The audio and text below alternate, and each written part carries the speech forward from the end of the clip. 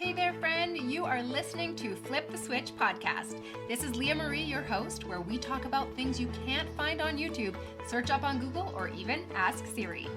As you listen here, you're going to be jumping into interviews with influencers who create consistent six-figure earning entrepreneurs from a variety of industries. If you have ever wondered how to get consistent six-figure years or even months in your business, then you are in the right place. We all know that anything and everything we have ever done has been done mentally before it was ever done physically. Even if it was on the subconscious level, the body must follow the mind. So I say, let's apply this universal law to business and be successful mentally, then allow the strategies to take us there physically. Meaning you have fulfillment and live your purpose every day, and you do this guilt-free. I have been working with entrepreneurs for over 2 decades now, and there is an indisputable trend that can be found. Allow me to let you in on a little secret. It's mindset. Mindset is the foundation. It is the deciding factor, not resources, influence, time, money, or even the talents or skill set. A little bit of background, I'm a coach specializing in removing subconscious self-sabotage in entrepreneurs. I do this through a system I've developed combining, but not exclusive to, CBT and NLP. You can check me out over at masterofme.ca after the show. But for now, why am I here? Because I have what you need, and that's why you're here too. As you stick around and show up each week, you'll get direct access as I interview the real deal creators. We're talking to the ones who have systems that work, that have produced multiple six-figure earning entrepreneurs that do this yearly and even monthly in a variety of different industries. And most importantly, we will dive into the mindset that is the catalyst inside fueling these successful strategies. I can't wait to get started. Now let's jump in today's podcast. Hello, you guys. Welcome back to another episode of Flip the Switch. I am so excited about today's guest. I have with me on the show, and if you guys are watching this on YouTube, you can see the video. If you're just listening, you can just envision this gorgeous woman with blonde hair and a royal blue outfit that just accents her beauty. I'm talking with Rebeca Lima. And I am so excited about this, you guys. She literally went from homeless to helping, to building her own success and then helping other people. So she helps entrepreneurs that are scaling their business to become multi-million-dollar businesses. Million-dollar businesses, you guys. So she works specifically with people who are already making six figures. They're six-figure entrepreneurs who are scaling, and they want to scale without the overwhelm. And she helps them to simplify success, to multiply their results, and she is just doing this in a beautiful way. And so I'm so excited to be able to introduce her and let her share her story, because we all know that nobody can share a story with the emotion. Like you just can't share someone else's story. So welcome to the show, Rebeca. I'm so excited to have you. Thank you so much, Leah. I'm so excited to have this chat with you today. We're going to have so much fun. Okay, so I know the first question that everybody is asking in this moment is, what the heck? How did she go from homeless to her first six figures and then go into the space of knowing how to recreate that for other people and now having clients who are making $1 million years? So give us a little bit of a story. Give us some background. How do you become homeless? Most definitely. And you're going to hear the accent. So I'm originally from Brazil. When I was about 6 years old, my family was very, very humble. We didn't really have much in my house. When I was 6 years old, was built on the shack where a train track was being built. And that was the first time that I became homeless, because the shack that we had wasn't structurally sound for the train to be so close to us. So the identity of a homeless person I took on, as a 6 years old. And as we know, until that identity shift, changes, we end up doing the same thing over and over again. So here I was, 20 something years old and married to this man who was emotionally and financially abusive. He hurt people. He was very hurting. He was hurting me. And one day I remember it was Christmas Day. I decided that enough was enough. And I left with my Christmas clothes. I was going to a Christmas party, and no other clothes, no money, Nothing. I left the key on the counter and I never looked back. So that oh my gosh, I just got goosebumps like over my entire body. That takes a whole new level of courage. Okay, this is already juicy. Go ahead, keep going. Yes, and it was Christmas Day, and I slept from Christmas Day to New Year's in my car, and I slept in like close. I believe that the East Coast. I live in the East Coast, and I remember one day, just looking up the sky and just promising myself that I'll never be that broke or broken again. And here we are 20 years later, fulfilling that promise. Oh my goodness. That is amazing. That is so amazing.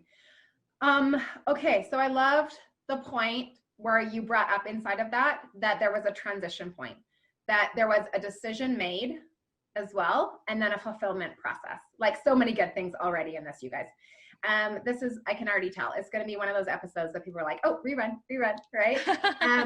So let's talk a little bit about the mindset that got you there, because it all happened in your mind first. You had to make that decision and then create like, what's the stuff that I have to do to make this a reality, right? So tell me a little bit, and tell our listeners a little bit about, first, what was the most important part of the journey, and for you, and what did mindset play in that journey? Like, what was the role of mindset inside of that journey?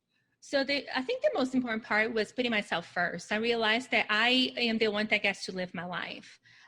Even though from the outside, I looked like I had an amazing marriage, that I lived in a beautiful place, I had a beautiful career, inside I was broken, and I was constantly walking on eggshells. And I just had this, like, even though everything outside of me felt abundant, inside I felt broken. And, again, even like, people who look like they have money, sometimes they don't. And that was the case too. I didn't have money. I was broke. And the mindset shift is that I get to live my life. I have to put the oxygen mask on me first. And even though I loved him at that point, I had to love myself first. And that was the thing. Like, I am worthy of more. And it comes to the whole worthiness thing. I get to do this differently. And I decided that rock bottom would be a beautiful start.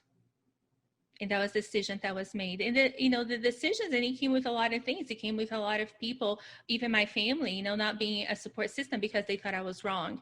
So it just comes from putting yourself first, going back into your roots, into the essence, and knowing that you need to back yourself up. Sometimes there's not going to be anyone backing you up in the decisions that you made, but you have to back yourself up. You have to be that source of strength. You have to show up for yourself and not wait for that external validation, or for things to work out, or for you to have more hours in the day, and for this to be the right time. That you're gonna have to make it the right time. And that was my right time. That was enough is enough. I'm putting myself first. I love you, but I'm going to love myself more. Wow. I love this. The power that's inside of this, like, you can hear it inside of your voice as well. And you can hear, I like to talk about how people talk about wanting confidence, and they don't realize that confidence is a result. It's not something that you just start with. Confidence is a result of other things, and it starts with courage. Right. And so you made that decision to say, you know what, it's okay to be quote unquote selfish and take care of myself, because if I don't take care of myself, I cannot take care of anyone else. I cannot, like, if you hadn't made that decision back then, you wouldn't have the impact and the life-changing shifts that you're having for all of these other people now, and all of these people that you can serve now, these clients that you're serving now, if you hadn't learned how to set up boundaries for yourself.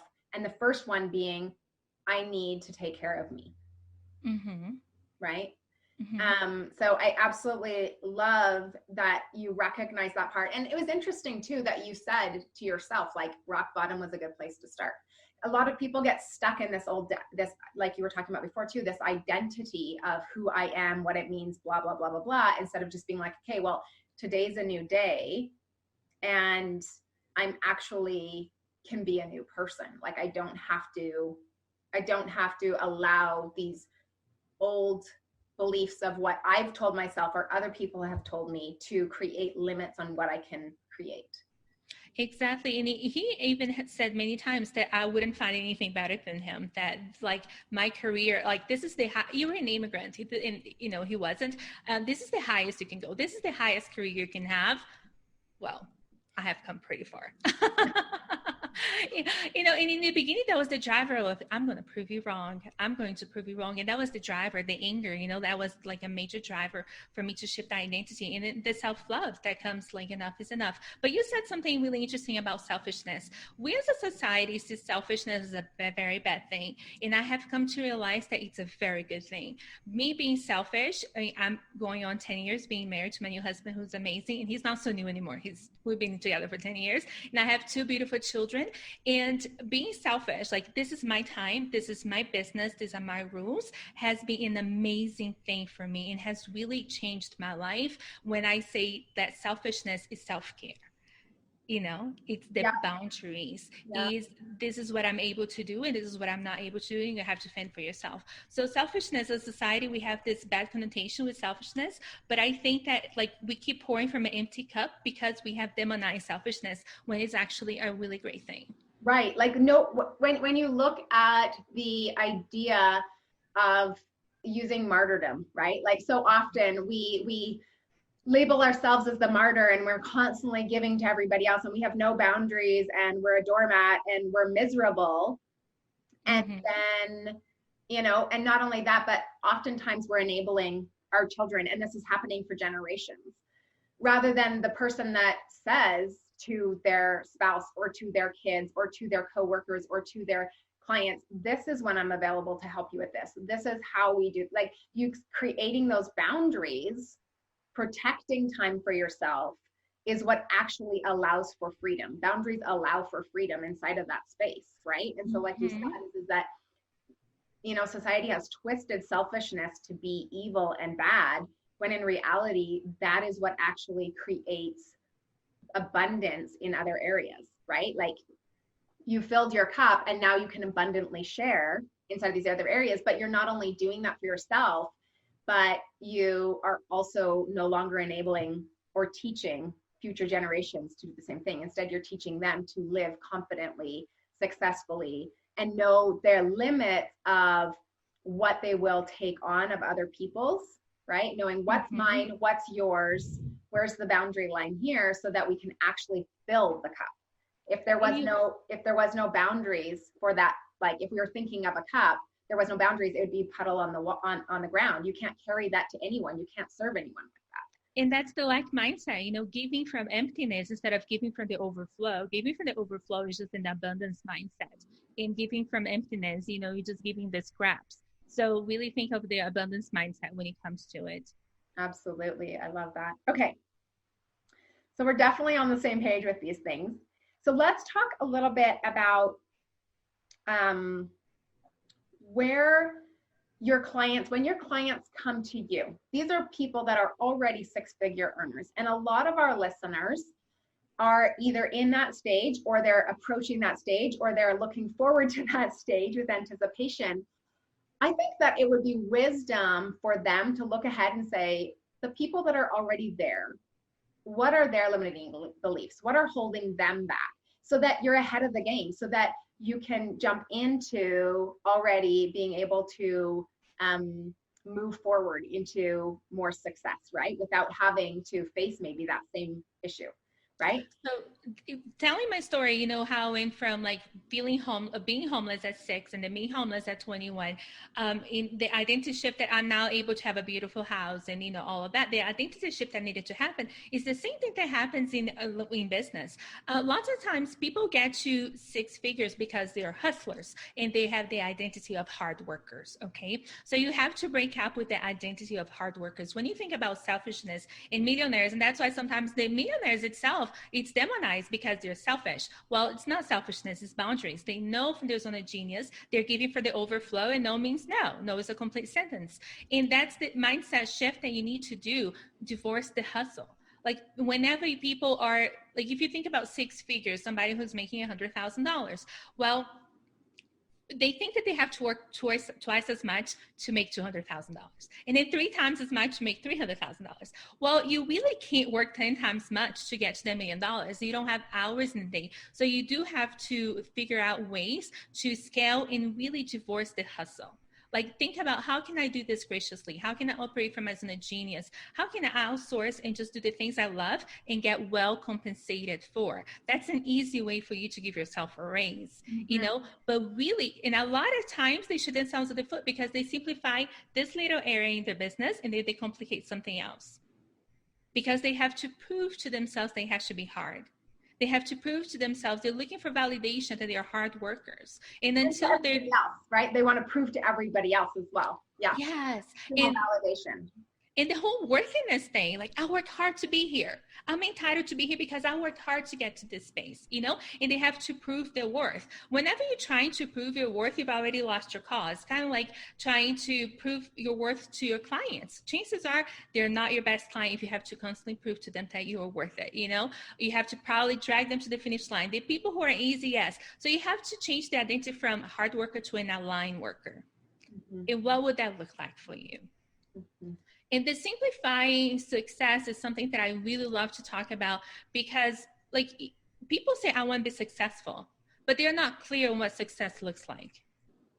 Or their definition. Like, a lot of them have borrowed definitions of success. Like with my clients, a lot of times I'll say, okay, tell me what you're looking for. What do you want out of life? And they give me this role. And I'm like, that's written. Like, that's somebody else's dream. Tell me tell me your dream. What does success look like for you? I want you to define it. And then I want you to tell me, does that bring you happiness, right? Like, because is success just something you can check off? No, it's not. It's a place. It's a sense of being, right? Yes, absolutely. So transitioning inside of all of those pieces, exactly.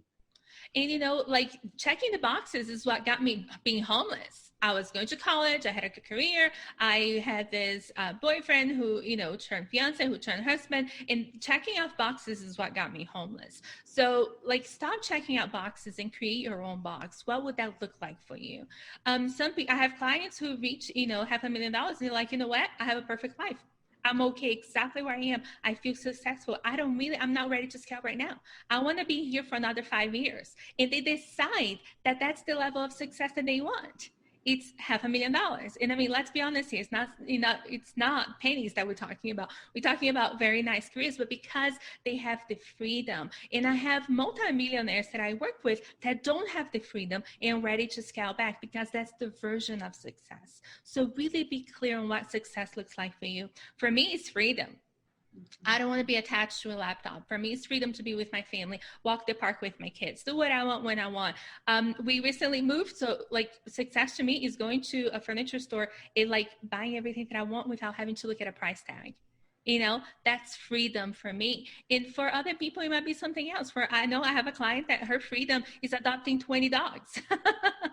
And that's her definition of freedom. And I mean, puppies, adopting puppies, for me, is freedom too. But that's not my definition of success. So really define what success looks like for you. Otherwise, you're always chasing somebody else's dream.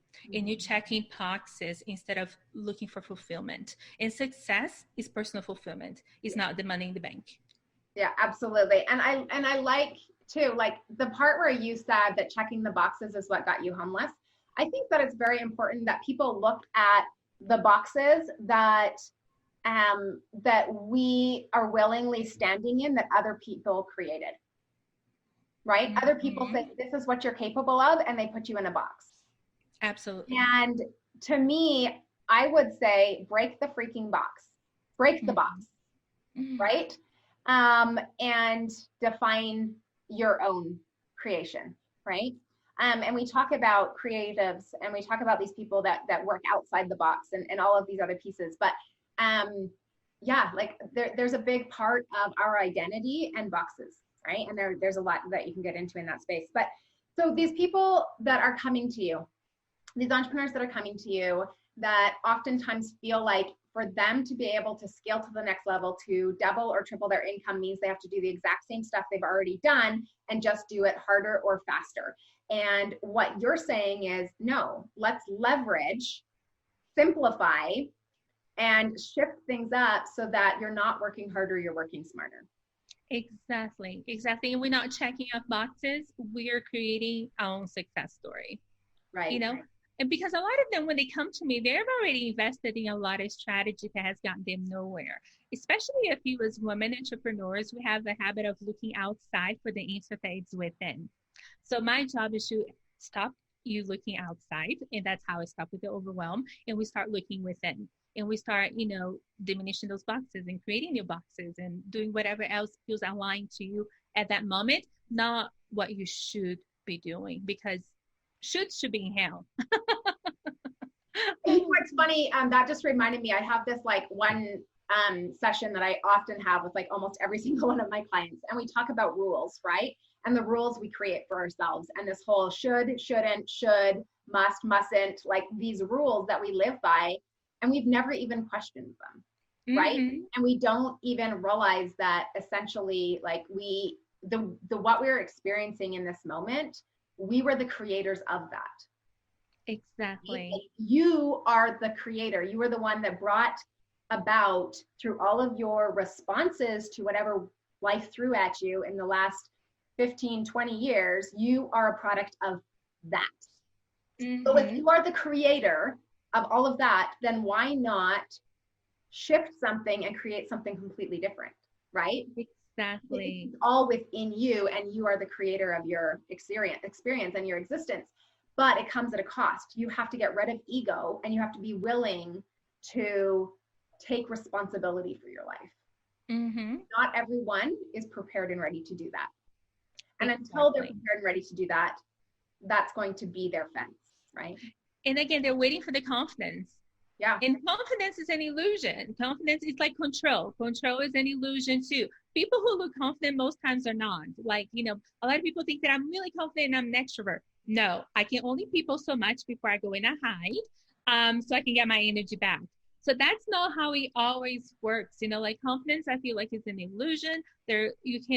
You have to just be yourself. You have to back yourself up, and you have to stand in your full power. And I think when we can reframe, like you've said before, like confidence is just being brave and having courage and just doing anyways, and backing yourself up, in the process. I think that's when everything shifts. I think confidence too, a lot of people think that confidence is what extroverts have naturally. And that's a complete lie.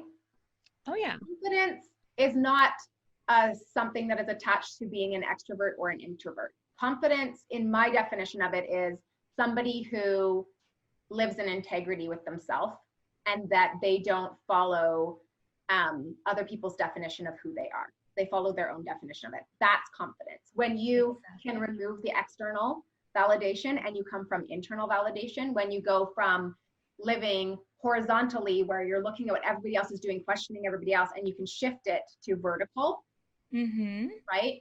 And that you're centered, and even if you look back to like the schoolyard for elementary kids or high school kids or college or all of these different levels, wherever people come into a room and then they start saying, okay, where do I fit in the status of where everyone's lined up here, right? You start trying to figure out what the pecking order is and everything like that.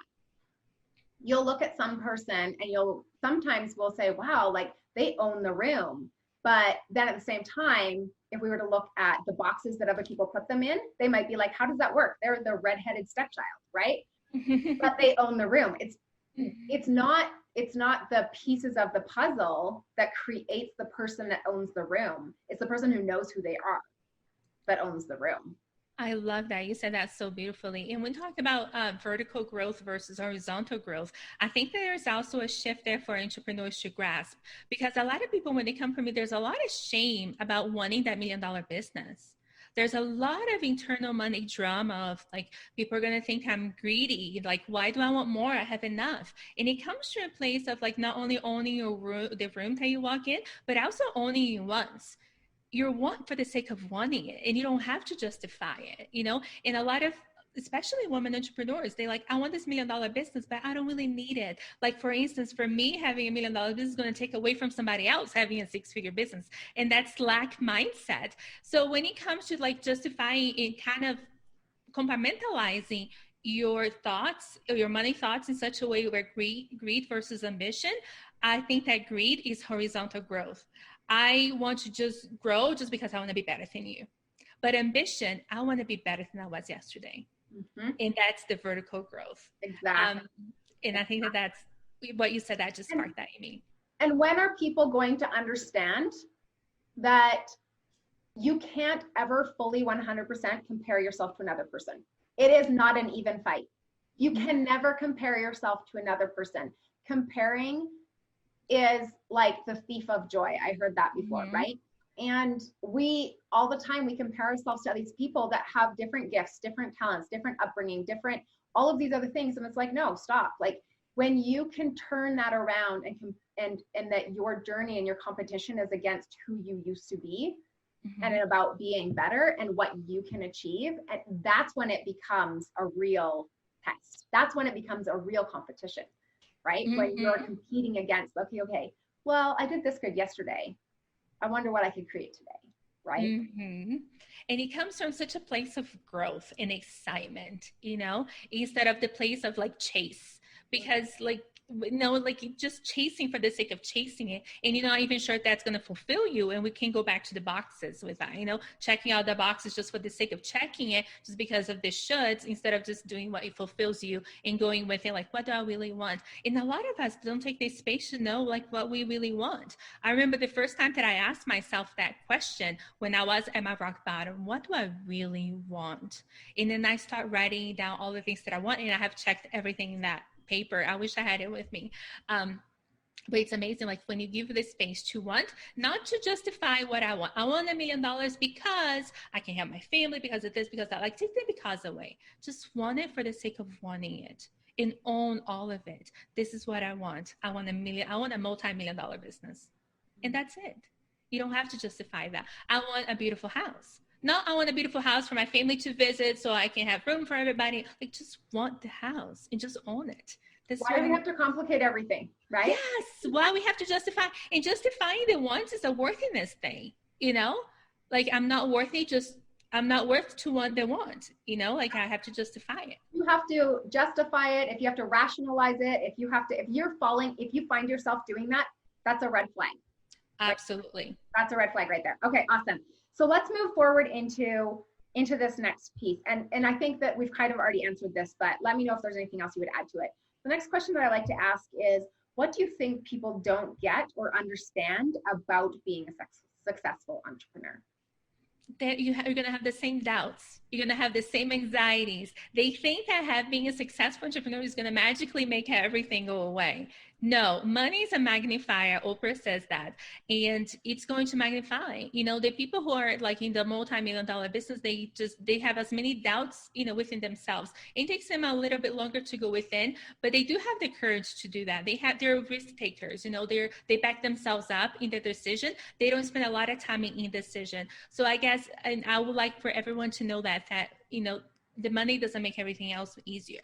It just creates a different set of problems. And I think Gary Vaynerchuk says this beautifully. Not that he says a lot of things beautifully. Let's just be clear. Out of 10 words, I think 12 is bad words. 12 is cuss words. Out of 10 words, he says 12 is cuss words. He says that unless you're creating like a different set of problems for yourself, then you're not going big enough. You know, so it's just a creative ambition. And a lot of people think that, oh, I'm going to be set once this. No, you're not. You need to be set right now so you can get to this other place. Yeah. And I think too is recognizing a lot of times people, they spend so much time looking back. They spend so much time looking back. And, oh, if only, or what if, or why didn't I, or all of this stuff, right? And when they stop to say, I'm exactly where I'm supposed to be for what's next, right? And they actually, dare I say, have gratitude for the crap that they went through that got them to where they are. Because, Rebecca, I bet you that if I were to ask you, if you could go back and tell your younger self, would you have told yourself not to marry that first guy? You would probably absolutely not. Absolutely not. Because I married him and I had all of these struggles and all of these problems is what helped create who I am now. Absolutely. Right? Absolutely. And so that's when we can look back on things that oftentimes people that aren't succeeding, they see all of these failures, quote unquote, right? All these struggles and these pains, and they wish it away, or they want to all of a sudden create a life that doesn't have struggle. Well, no, like be grateful for the pain, be grateful for the struggle, because the pain and the struggle is what growth is. And I have a great reframe that it's something that I teach all of my clients. Either you earn or you learn. Either way you win. Yep. Exactly. Right. So if you're listening to this podcast and you have found yourself stuck inside of this, turning back and looking back all the time, you can't move forward when you're looking back. So even just stopping for a moment, saying, I'm exactly where I'm supposed to be in this moment for what is about to come in the future. It gives you so much freedom. Okay, cool. What types of habits have you developed that have helped you achieve the level of success that you're currently at? Oh, it's so fun. I love, and I coach all of my clients through this, is the power hour. Okay. So people who are in the multi 6 figures and going to 7 figures mode, they are more proactive than they are reactive. When you open your eyes, then you're already answering the emails and you're already answering the phone calls and you just, like chasing the day, you get in this like catching up thing. Like, I just need to catch up. And then you're never really caught up because you're always answering and you're always reacting. Whenever you start incorporating a power hour, and like, I know a lot of people are feeling like the miracle morning, 5 o'clock in the morning, like I don't like my sleep. So I don't do that at 5 o'clock in the morning, but I do in the first hour of my day, where before I get started with my work, it's my growth hour. What are the things that I'm doing to move my business forward? What are the things that I'm moving to move myself forward? Because a lot of entrepreneurs, they get stuck on client fulfillment, on like all of this, and they're not really doing the things. This is why they hire me. They want to stop putting out daily fires and start putting the fire within, so they can go forward. And this is just, the power hour is the thing that you're going to stop being reactive. You're going to be proactive. And again, it comes from the selfishness of putting yourself first. This is my growth hour. This is the things I'm going to do to take my business forward. And that looks different for all of us. My power hour, I have journaling. I do EFT, which is emotional freedom technique. I do a little tapping session. I have a 3-2-1 that I do, which create a contact with 3 different people, 3 new people in my world every single day, 2 follow-ups, and 1 call to action. And that can either be a post or a Facebook Live or some kind of interaction. So I do the 3-2-1 every single day. And then I have a growth action, which is what are the projects that are in the back burner that I can take it a little bit. And the growth hour, a lot of people think that I have to have 5 hours to work on this project. No. If I waited for the 5 hours, I wouldn't be where I am in my business. My business hasn't grown because of 15-hour days. My business has grown because of 15 minutes at a time. What can I do in this 15 minutes that's going to move the needle? If I waited for things to be right, I would still be waiting. Things are just never right. You're just bombarded with daily fires. You're bombarded with all of these things that you have to take care of immediately. But what's the 15 minutes? What can I do in 15 minutes to move my business forward? Absolutely. I love that. And one thing that I want to pull out of this to you guys that is really important is that Rebecca said that she's not a 5 a.m. person, but look at where her business is. So sometimes we get this whole mindset that if we're going to be successful, we have to be a morning person and we have to have our morning routine at 6 a.m. or 5 a.m. in order to be successful. The point that we need to recognize here is it's not about what time she started her morning routine, it's that she did the morning routine. So if you've got young kids at home and your morning routine doesn't start until 11 because you have babies and everything else happening, that's okay. If you want to, like my morning routine starts at 5 a.m. Why? Because my kids are teenagers I have kids from age 15 to 7 years old. And so, and I've got I've got 4 of them. And so for me, I start at 5 because they're all asleep and the house is silent. And so I like to do my power hour. I like to do my prep for the day when the house is silent. I do that. Then I go to the gym. Then I come back. Then I wake up the kids. And then I deal with all of their stuff. And then I come into the office, right? So it's okay. And it's actually best if you create your success, your morning routine success. It's more about doing it, not doing it right, or quote unquote, right? So being able to recognize that it's about designing. It's about designing and then creating and then living into that. So I love that you brought that up, that you don't have to get up at 5 a.m. to be the $1 million mindset person, right? Oh, you definitely don't. You just have to do the action. Exactly. You just have to do that. So it's okay to start your morning routine even after you've been up for a couple hours, and then you're like, okay, now I'm starting the morning routine for this, right? Mm-hmm. I love that. And I love that too, because you talked about how you encourage your clients to follow that as well, right? Yes, Okay. and some of my clients don't like to do the emotional freedom technique, and some of them don't like to do, a couple of things the way that I do it. So we cooperate. And I like that you said, like, the morning routine is not one size fits all. And I think that goes to success. Success is not one size fits all. A multi-million-dollar business is not one size fits all, whatever it is. And that's one of the things that I do love to do with my clients, because it's not a one size fits all. We're going to create like personalized thing that works for you. I asked them to take some personality quizzes for me so I can know what the personality is, and we create a business around that. Not the business that should, not the ideal life business, but the real life business that takes real results, Mm-hmm. Yeah, because otherwise they fall into this. And I think I say this on every single episode, but what we are facing is literally a pandemic of living the nightmare to create the dream. Oh, I love that. Inside of the entrepreneur world. Mm-hmm. And so many people are just, it's all about the hustle and all about the sacrifice, and how many scars can I create on this journey so that my story is even better in the end and everybody can see where I came from and what I created. You know what I mean? Like we justify like losing relationships and giving up our health and all of these things to create wealth. And then we say, well, it's going to be a great story, right? Like, oh, yes. And let me be clear why I don't hustle anymore. The thing is, I hustled so much, and I got into a life and death situation with 2 small kids. So that's why hustle is not part of my vocabulary anymore. That's why I don't hustle in my business. That's why I've embodied the person that doesn't hustle and still makes it, because life and death situation, like, it really puts things in perspective. When I was in the hospital bed, I couldn't feed my kids. I couldn't take care of my clients. I couldn't do anything else.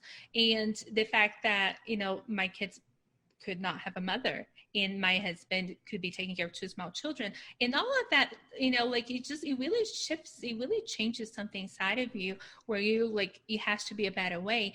And I was so like, it was such a moment of introspective, because I had a thyroidectomy and my body shut down. So I had a tube down my throat and I like couldn't talk, but I was, and by the way, if you don't like yourself, you don't want to be 10 days without talking, because you're just going to have to start having a relationship with yourself that you might not be ready for. I love it. But I was thinking, like, what about like the people who are making it? Are they really smart? And that's not true. A lot of people that were making were like brilliant. I know a lot of brilliant people who are broke. Were they hustlers?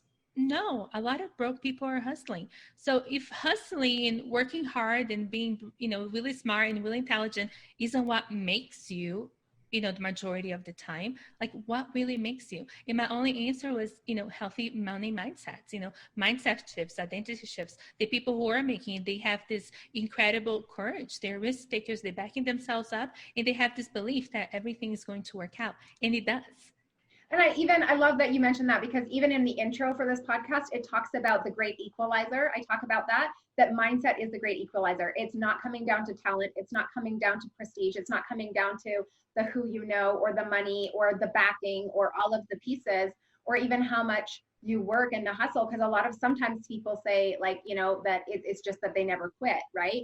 But at the same time, do you want to be the richest person in the graveyard? Like, exactly. Right. And I as well have been down that road of burnout to actual physical collapse, right?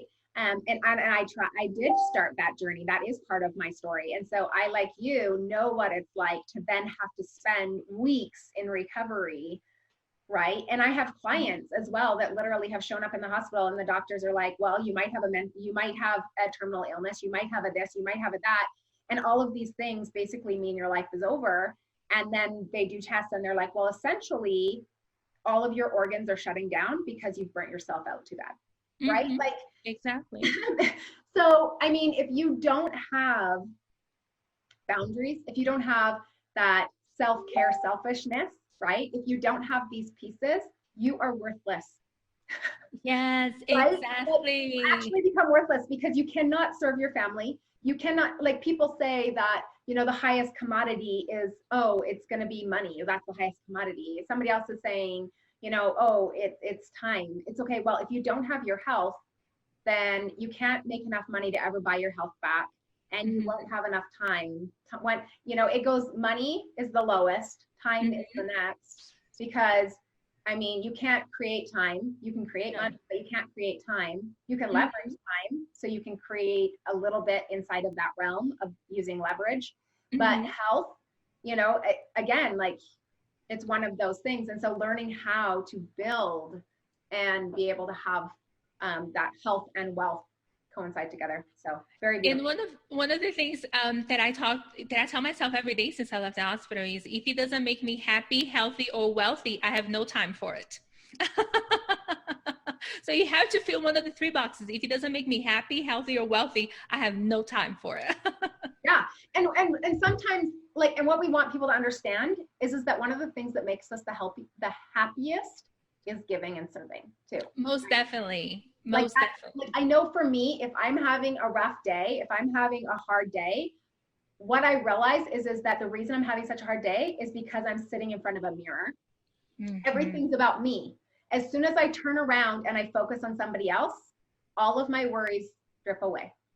And then things work itself out. Whatever you're worrying about, whatever you're looking into, everything works itself out when you're serving, because that's what we're here to do. We're here to serve. And it's the same thing with confidence as well, right? One of the reasons why people struggle with confidence is because they're staring at themselves. It's like standing in a room of mirrors, and they're so worried about judgment. They're so worried about all of these pieces. Well, if your mind can only hold one thought at a time. If you were to stop worrying about yourself so much and just focus on other people, those mirrors would shift, and you can see through the windows and see other people. And then you're stepping into that confidence. You don't even have to try. It happens because your focus is no longer on yourself, right? Yes. Okay. So I love that we were talking about the habits, and we talked about how it starts, like starting your day kind of leads up for the rest of what you're doing, right? And those like little pieces that are so important. And I love, and for whoever's listening to this, and you might feel like that's too simple, right? I want you to take a moment and recognize that's ego talking because what we need is simple. What we want is simple.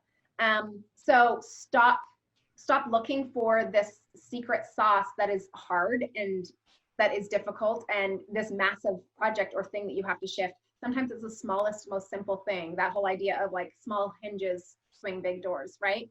So don't discount things that Rebecca is bringing or I am bringing up, saying, well, that's just too easy. It makes too much sense. That's why it works, because it's easy and it makes too much sense. Yeah. And as soon as you start, you're like, oh my gosh, I can breathe. Yes. Okay. So let's talk a little bit. I want our listeners to understand that after they've got some of this mindset, after they recognize that there's some habits to come in, what is the framework that you kind of put forward? Now, we talked a little bit before the call about customizing, and I love this idea of customizing because the world is shouting this whole idea of having to like stamp, the cookie cutter type thing in order to have success and stuff like that. And having to leverage in all these other ways and everything like that. But I love, and we're both in alignment inside of this, about really looking at the one individual and custom creating something for that person. So share with our listeners a little bit about like what that looks like for you in your world. And then can you let them know as well where they can find you so that they can learn more? Awesome. So that looks like us doing a personality test, figuring out what you really want to do, figure out what success is in your terms under your watch, and figure out your personality type so we can implement mindset. Because mindset without any strategy to implement in your daily life, it's wasted space. You need to really act from that new mindset standpoint. So if you already had, the confidence, if you already had the courage, if you already had $1 million in the bank, how would you show up? And you start showing up as if you already had an audience of 2,000 people, you start showing up for the 20 like you would for the 2,000. Start taking yourself seriously, start backing you up. And, that looks like figure out business in your own terms, scaling from your zone of genius, not from your zone of fear. A lot of people are like, Oh, but I get clients this way. Now let's figure out what you really want to do and let's do it. Some of my clients are passive income. Making money while you sleep is the best kind of money you can make. Making money while you sleep, especially me who really likes my sleep, that's the best kind of money you can make. So figuring out passive income streams, things that you can do, people that you can leverage your time. Can you partner up with other people? And those are all the things that we're looking at. Then we find an offer. Most of my clients are service-based entrepreneurs, and we really streamline that offer. A lot of people are really complicating offers, and they're talking about all the features instead of talking about the benefits. So we need to figure out the transformation from your zone of genius, really in a way that's making it so easy for you. Now, a way that I'll actually show you that I had a business consultant who came for me, and she had like 4 different offers. We streamlined all of those into one offer, one high ticket offer, and she sold a $15,000 contract the next day.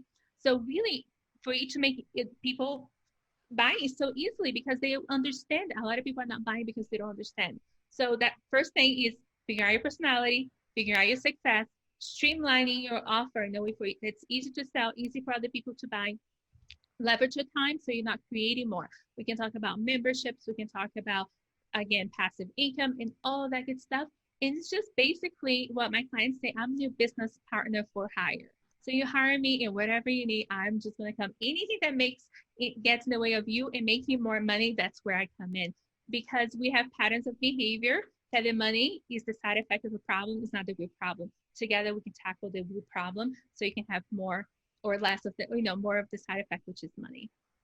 And you can find me. Let me tell you where you can find me. I have a Facebook page with Rebeca Lima. Just find me there. My website is www.Rebeca Lima. It's Rebeca with 1 C. So it's Rebeca Lima, Lima.coach. And my Facebook group that I'm live almost every day. And that's Strategies, Money, and Mindset for Entrepreneurs. Awesome. And we will add those links into the description so that they're easy to find as well. Thank you so much, Rebeca. This was just so much fun to be able to get together and to chat and to bring all of this together. And I'm just laughing because as I'm looking in, for those that can see the video, I feel like I have a spotlight on my face, but that is actually sunlight hitting my desk and then reflecting up into my face. Oh. I don't even have a light on in this room, which is why it's so dark behind me. But I have the sun shifted as we started talking, and I'm getting like this.